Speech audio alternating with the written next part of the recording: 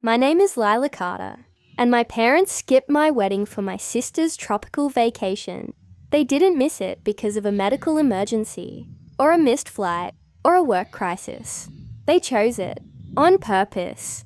I found out the night before my wedding, when a text popped up from my mother that read, "Mia was burnt out from brand deals, so we booked a last-minute Caribbean trip. We'll make it up to you, honey. Weddings are just one day." I stared at that message for 20 minutes while my husband-to-be squeezed my hand across the kitchen table. I had spent 18 months planning every detail. I had sent them save the dates 6 months prior. I had called them twice to confirm their RSVP. They had said yes, every time. But when Mia threw a fit 3 weeks earlier about needing a reset after a stressful brand campaign, they rebooked their flights, paid for her entire trip, and decided my wedding was reschedulable. I was the older daughter, the responsible one, the one who paid their car insurance when Dad was laid off 3 years ago, the one who covered Mia's last 2 semesters of community college textbooks, the one who fixed the leaky roof on their house when they couldn't afford a contractor. I was the reliable one. Reliable people apparently didn't need to be prioritized. The next day, I walked down the aisle without them. Their reserved seats sat empty at the front of the venue. Guests glanced over, whispered quietly. A few asked if they were running late. I smiled and said they sent their love. I didn't cause a scene. I didn't cry during the vows. I married the man I loved, danced with his parents, and cut the cake while my parents posted sunset beach photos on the family group chat. I didn't text them back that night. I didn't call. I logged into my bank account the next morning and cancelled every single auto payment I had set up for them over the years. Car insurance, phone bills, the streaming subscriptions they used but never paid for. I didn't send an announcement. I didn't issue an ultimatum. I simply stopped being the emergency fund and the backup plan they had grown comfortable taking for granted. What they didn't know as they sipped pina coladas on the beach was that Grandma had left me the family lake house in her will. The same lake house they had spent every summer at for 20 years. The same lake house they were already planning to use for Mia's engagement party 6 months later. They assumed the property belonged to all of us. They assumed I would never say no. They assumed wrong. When I cancelled the payments, I expected panic. I expected angry phone calls within hours. Instead, there was silence. The Caribbean sun was probably too bright, the ocean too distracting. My parents didn't notice anything until 4 days later, when the automatic insurance payment bounced, and the notice went straight to my father's inbox. That was when my phone finally rang. I let it buzz twice before answering. "Lila," Dad said, trying to sound casual. "Did something happen with the bank?" I kept my voice calm.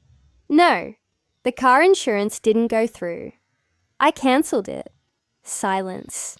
The kind that stretches long enough for the brain to catch up. "Why?" he asked slowly. I leaned back on my couch and looked at the wedding flowers still, sitting on my coffee table. "Because I'm not your financial assistant," he exhaled sharply. "Don't do this right now, as if timing were the issue. You skipped my wedding," I said evenly, "for Mia's vacation. We told you we'd make it up to you." That sentence landed like an insult. Weddings aren't coupon codes. "How?" I asked quietly.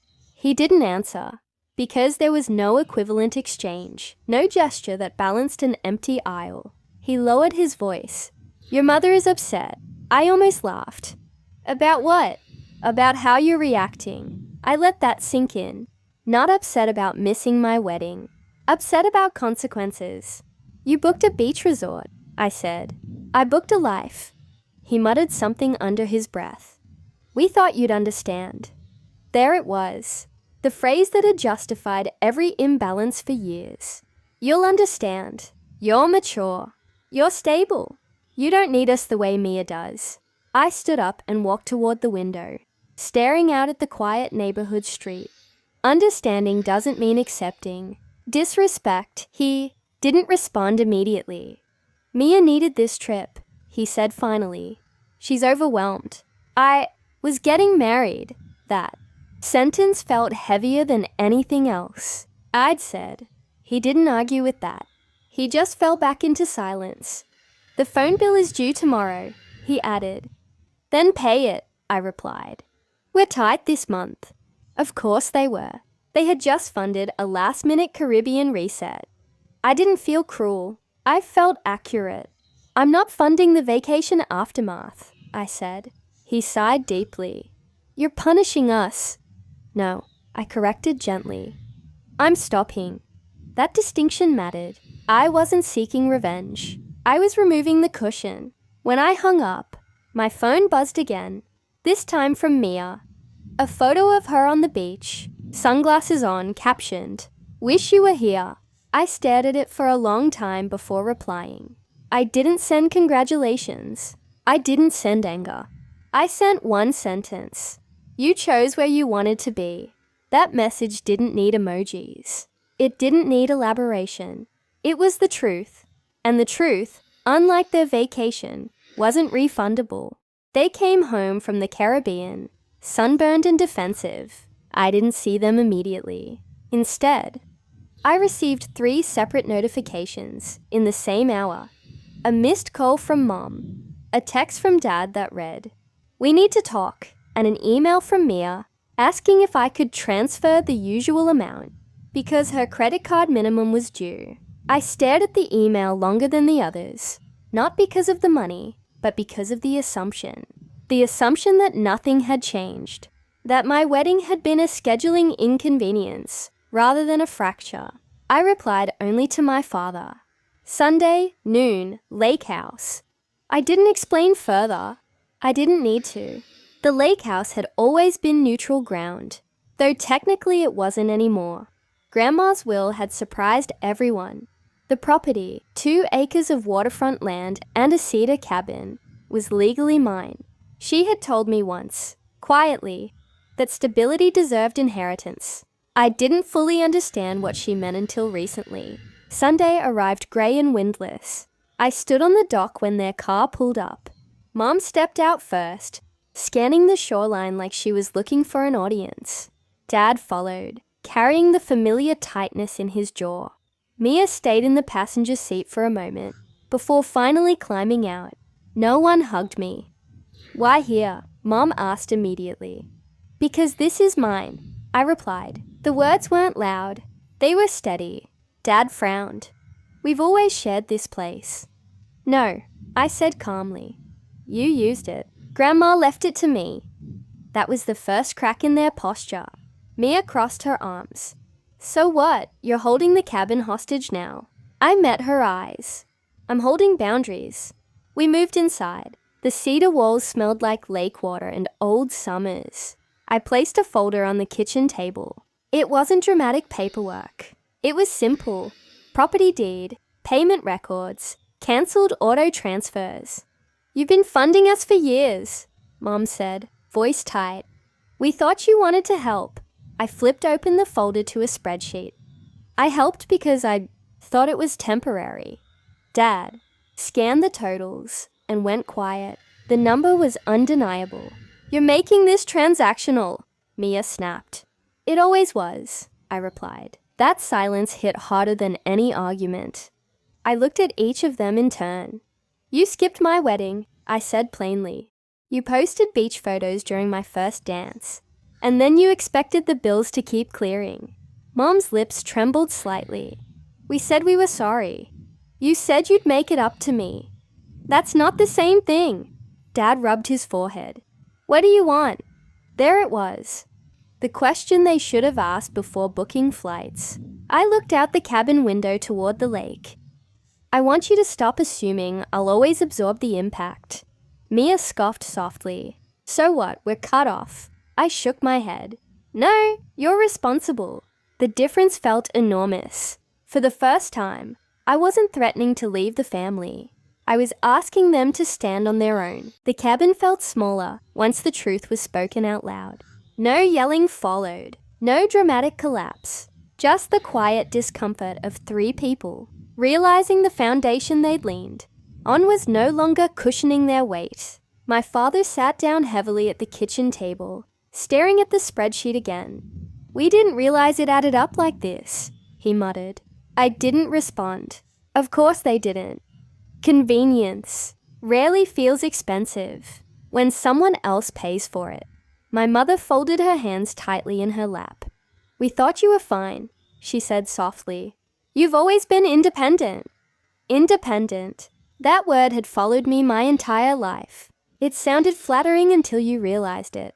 Translated to self-sufficient and emotionally low maintenance. Being independent doesn't mean being optional, I replied. Mia shifted in her chair. "You're acting like we abandoned you," she said. I looked at her steadily. "You chose a beach over my vows." She opened her mouth, then closed it again. The image hung in the room. Empty chairs at the ceremony. Sunset selfies on social media. No argument could reshape that reality. My father cleared his throat. "What happens now?" he asked. His voice was quieter than before. Not defensive, just unsure. That uncertainty was new territory. "Now," I said calmly, "you handle your own expenses." My mother inhaled sharply. "All of them?" "Yes." I didn't soften it. "Car insurance, phone plans, Mia's credit cards. All of it." Mia looked stunned. "You're serious?"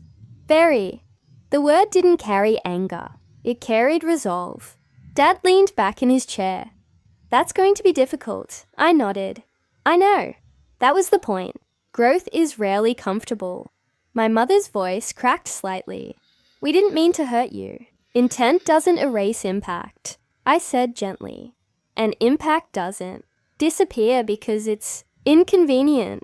Silence settled again, but this time it felt different. Not defensive, reflective. Mia stared at the lake through the window. She admitted quietly. I met her gaze. It mattered. She swallowed. "I thought you'd understand." I almost smiled at the repetition of that phrase. Understanding doesn't require acceptance. Dad rubbed his temples again. "So this is permanent?" he asked. I considered the question carefully. "It's stable." That was the best word I could find. Not permanent exile. Not punishment. Stability. Clear boundaries.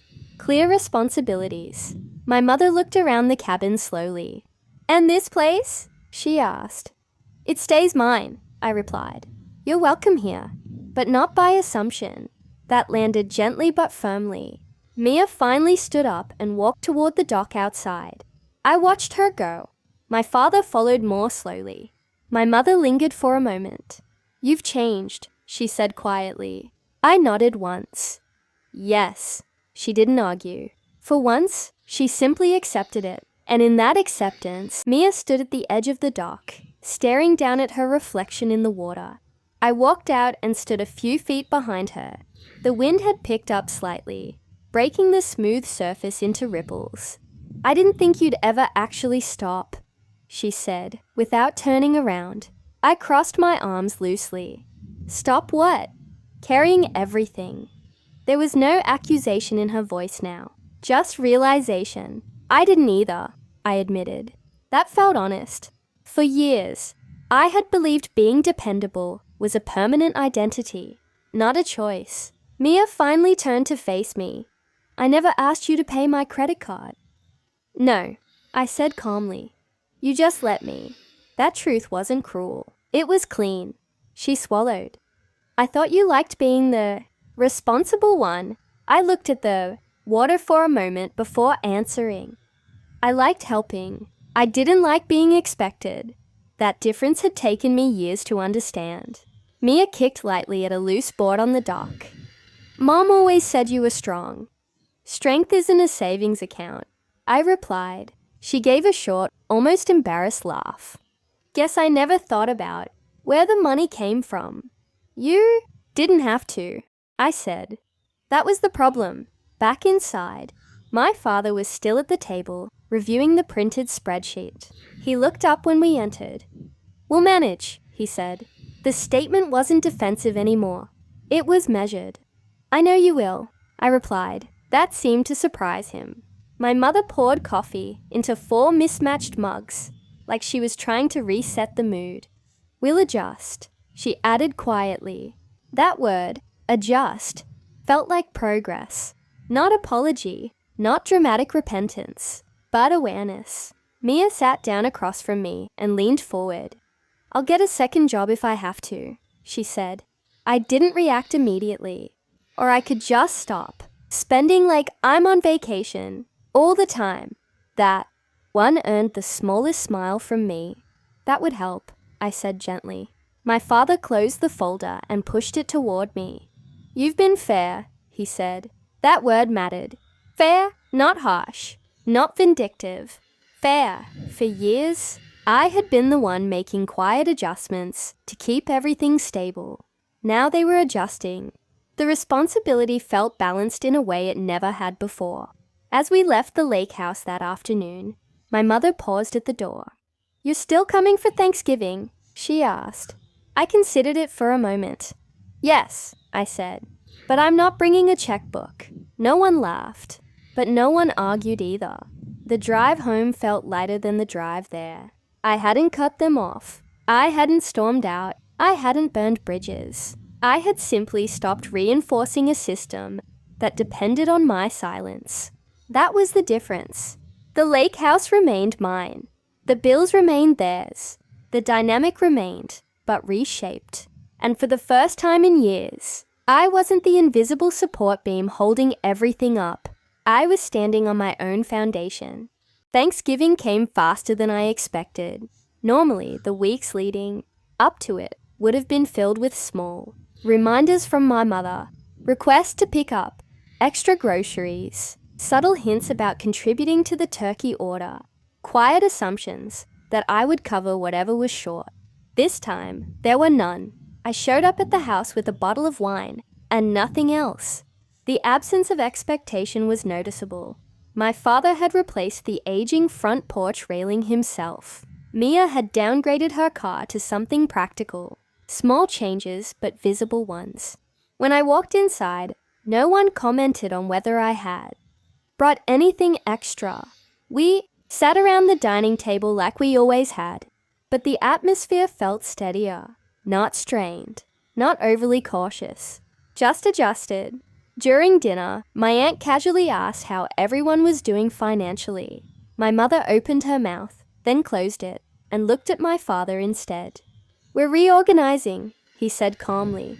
That word felt deliberate. Reorganizing, not struggling, not hiding, honest. My eyes met his briefly, and he gave a small nod. It wasn't approval. It was acknowledgement. Mia spoke up next. "I'm budgeting differently," she said. "Turns out beach vacations don't pay. Bills." There was a lightness in her tone that hadn't existed months earlier. She wasn't deflecting. She was owning it. My aunt laughed politely, but I could see the subtle shift in how the table responded. The story had changed, not because I exposed them publicly, but because they had stopped pretending privately. After dinner, my mother pulled me aside in the hallway. "I didn't realize how much pressure we put on you," she said quietly. "You made it look easy." I leaned against the wall. "It wasn't easy," she nodded. "I know that now." There was no dramatic apology, but there was something steadier. Consistency. She had stopped asking for transfers. She had stopped assuming availability. She had started asking instead of expecting. That was progress. Later that night, as I helped wash dishes, by choice, not obligation, my father spoke from across the sink. "You know, I used to think providing meant never letting anyone see the cracks." He rinsed a plate slowly. "Turns out pretending there aren't cracks makes them worse." I dried the dish and set it aside. "Visibility fixes more than pride ever will," I said. He gave a small, thoughtful nod. When I left that evening, the house didn't feel like a place I was escaping from. It felt like a place that had finally stabilized. Not perfect, not rewritten, but balanced. The strongest part wasn't the confrontation at the lake house.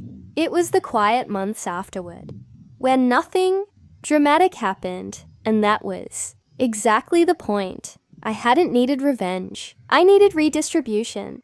And once the weight was no longer resting entirely on my shoulders, the entire structure stopped wobbling. Winter settled in slowly, and with it came something our family had never practiced well: consistency.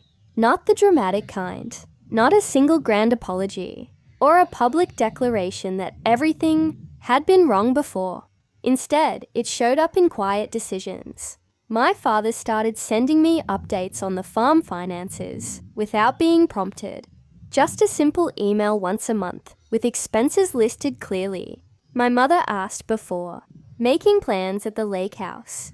Instead of assuming it was available, Mia texted me her budget spreadsheet one evening with a simple message. "Does this look realistic?" I didn't expect that one. For years, advice had flowed one direction, from me to them, without accountability. On the other end, now it felt mutual. I reviewed her numbers carefully and made a few suggestions. She didn't argue. She adjusted. That alone felt like progress. One afternoon, Dad called. "We paid off one of the smaller credit accounts," he said. His voice carried a quiet pride that wasn't defensive. It was earned. "Good," I replied. "That's steady progress." There was a pause before he said, "It feels different handling it ourselves." I knew what he meant. It felt heavier, slower, less comfortable. But it was real. "It's supposed to," I said calmly. Later that week, my mother invited me to lunch. Just the two of us. No agenda. No financial undertones. We sat at a small cafe downtown, and for the first time in years, she asked about my marriage without comparing it to Mia's. She asked about my work without minimizing it. She listened, truly listened. Halfway through the meal, she stirred her tea and said, "I used to think loving someone meant protecting them from discomfort." I looked at her quietly. Now I realize it sometimes means letting them feel it. That was growth. Not explosive, but solid. The shift didn't erase the past. It didn't rewrite the wedding day or the beach photos, but it changed what followed. The next time the family group chat buzzed with a photo, it wasn't from a vacation funded by silence. It was from Mia's first small promotion at work. Earned, modest, real. She captioned it simply, "On my own this time." I smiled at the screen. The dynamic hadn't vanished. It had recalibrated. I was no longer the invisible backbone, holding everything upright. They were learning to stand, and I was learning that boundaries don't end families. They refine them. Spring brought a different kind of clarity. Not dramatic revelations, not another confrontation, just steadiness. The kind that feels unfamiliar when you're used to carrying everything quietly. One Saturday afternoon, Dad asked if I could meet him at the farm to go over some long-term plans. Not because he needed money, because he wanted perspective. That was new. When I arrived, he had papers spread out across the old wooden table inside the equipment shed. Crop rotation plans, insurance adjustments, property tax projections. "I want to make sure we're not building ourselves into another corner," he said. I studied the documents with him. The numbers weren't perfect, but they were honest. That was the difference. "This works," I told him. "It's conservative, but it's stable." He nodded slowly. Stability sounds better than pride these days. I didn't comment, but I noticed the shift in language. He wasn't talking about appearances anymore. He was talking about sustainability. Mia joined us later that afternoon. She brought coffee and a notebook. "I started a savings account," she said casually, as if it were nothing. But it wasn't nothing. It was growth. She had never needed to build one before. There was always someone, usually me, absorbing the shortfall. "I'm not asking you to review it," she added quickly. "I just wanted you to know That acknowledgement mattered more than advice.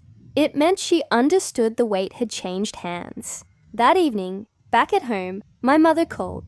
"Your father said you approved the new plan," she said. "Yes." There was a pause before she added, "Thank you for not walking away from us." I leaned against the kitchen counter, absorbing the words. "I didn't stay to rescue you," I said calmly. "I stayed because I love you." Silence followed, but it wasn't uncomfortable. "We needed to grow up," she admitted softly. "You did," I replied, and that was enough. The dynamic didn't return to what it had been before the wedding. It couldn't. Something structural had changed, but it didn't collapse either. It evolved. And in that evolution, something important settled into place. I wasn't their safety net anymore. I was their equal. And equal feels very different than obligated. Summer came, and with it, the first real test of whether the shift was temporary or permanent. The tractor broke down in late June, right in the middle of harvest prep. In the past, that kind of emergency would have meant a late-night phone call and an implied expectation. I would have transferred funds before sunrise, and no one would have mentioned it again. This time, my phone did ring, but not for money. Dad sounded tired, but not desperate. "We're taking out a small equipment loan," he said. "Short term. We've already run the numbers." I sat quietly for a moment, absorbing the difference. He wasn't asking me to fix it. He was informing me of a decision they had made themselves. "That sounds reasonable," I replied. He exhaled slowly. "It's not as comfortable as calling you," he admitted. "But it's right." That sentence stayed with me long after we hung up. It wasn't about the loan. It was about discipline replacing dependency. A few days later, Mia texted me a photo of herself at a dealership, negotiating financing for her own car upgrade. "Adulting without backup," she wrote. I smiled. That wasn't sarcasm. It was ownership. We still had disagreements. We still irritated each other occasionally. But the tone had changed. There was no longer an undercurrent of financial imbalance shaping every interaction. One evening, while sitting on my back porch with Ryan, I realized something I hadn't noticed before. I wasn't anxious about family gatherings anymore. I wasn't calculating potential requests or rehearsing polite refusals in advance. I could simply show up. That freedom felt unfamiliar at first. Then it felt earned. A week later, my mother came over unexpectedly. She handed me a small envelope. Inside was a handwritten note and a cashier's check. "This is for the last insurance payment you covered," she said quietly. I stared at it. "You don't have to—" "We do," she interrupted gently. There was no pride in her voice, just acknowledgement. I took the envelope slowly. Not because I needed the money, because I needed the recognition. She looked at me carefully. "You were carrying too much," she said. "We thought it meant you didn't feel it." I shook my head slightly. "I felt all of it." She nodded once. "We see that now." As she left, I realized the most powerful part of all of this wasn't the confrontation at the lake house. It wasn't the cancelled auto payments. It was this. They had learned to operate without leaning on me as default, and I had learned to love them without funding them. That balance felt stronger than anything we had before. Autumn settled in quietly, and with it came the first family gathering. That didn't revolve around damage control. It was just a Sunday barbecue at my parents' house. No celebrations, no emergencies, no hidden financial conversations. When I arrived, my father was already outside grilling, and Mia was setting up folding chairs, without checking her phone every 2 minutes. My mother waved from the porch with a relaxed smile that didn't look rehearsed. That alone told me how much had shifted. We ate outside under soft afternoon light, talking about ordinary things, weather patterns, work schedules, weekend plans. No one asked me to cover a bill. No one made subtle references to past support. The absence of tension felt like a new language we were all still learning. After dinner, Dad sat beside me on the back steps. "You know," he said thoughtfully, "we were afraid you'd pull away completely." I looked at him evenly. I thought about it. He nodded. We wouldn't have blamed you. That admission was heavier than it sounded. But you didn't, he continued. No, I replied calmly. I just stopped carrying what wasn't mine. He smiled faintly. That was harder for us than you walking away would have been. I understood what he meant. It's easier to call someone dramatic than to admit they were right. Later, Mia joined us with a bowl of sliced watermelon. She sat cross-legged on the grass like we were kids again. It's weird, she said quietly. Not relying on you. I laughed softly. It's weird for me too. She tilted her head. Does it feel better? I thought about that carefully. It feels honest. That was the truth. Not lighter, not heavier, just balanced. My mother came outside and stood near the porch railing. I don't think we realized how much pressure you felt, she said. You made it look easy. I shrugged slightly. That's what strong people do. She met my eyes.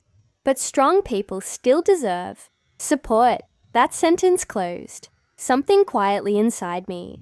Not because it erased the wedding. Not because it undid the beach photos.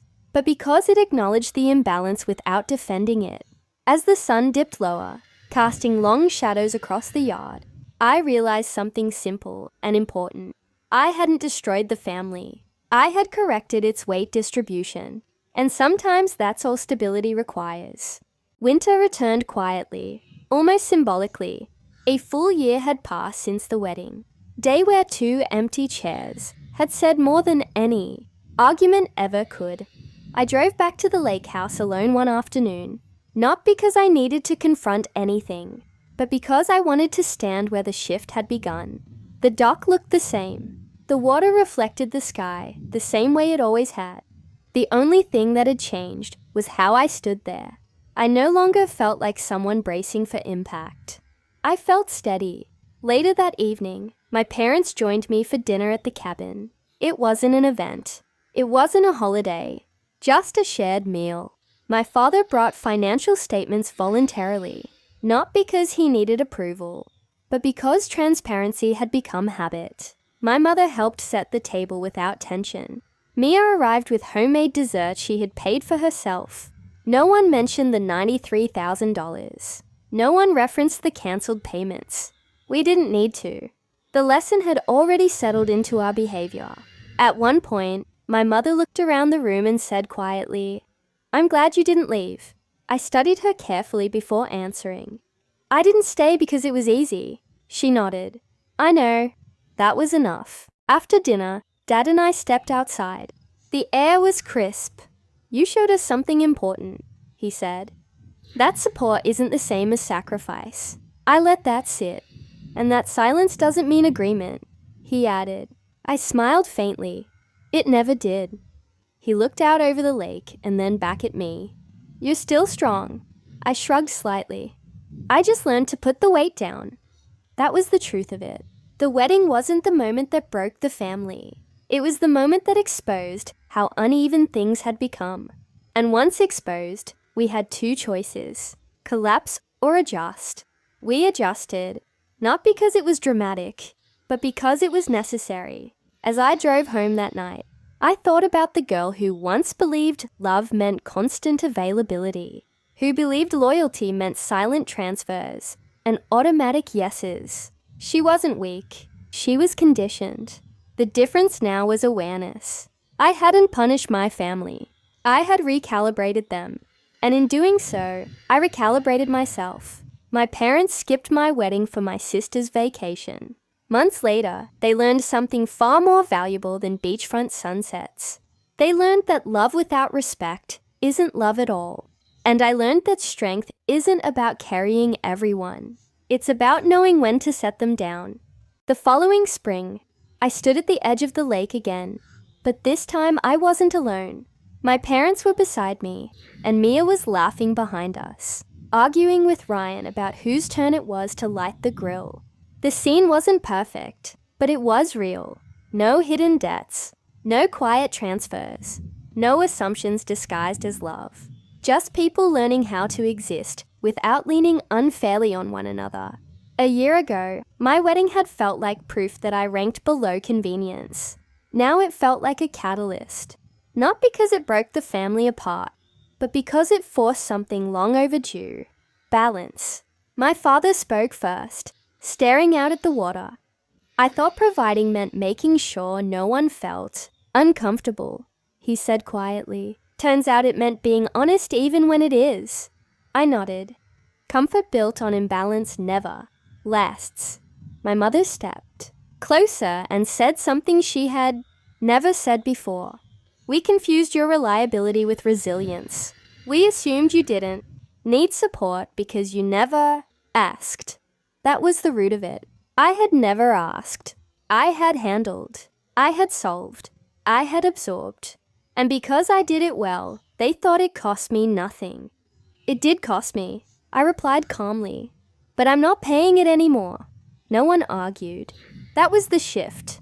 Not silence out of fear, but silence out of understanding. Mia walked over with a plate in her hand and leaned against the railing. You know, she said, I used to think you'd always fix things. I smiled slightly. I used to think that too. She looked at me thoughtfully. I'm glad you stopped. That surprised me. Why? I asked. She shrugged. Because I needed to grow up. There it was, the hidden gift inside the conflict. My boundaries didn't just protect me, they forced evolution. That was the part no one sees when they talk about revenge stories. It isn't about humiliation, it's about recalibration. As the sun began to set, I realized something simple and powerful. The family didn't collapse when I stopped carrying it. It steadied, because strength isn't endless supply. It's strategic distribution.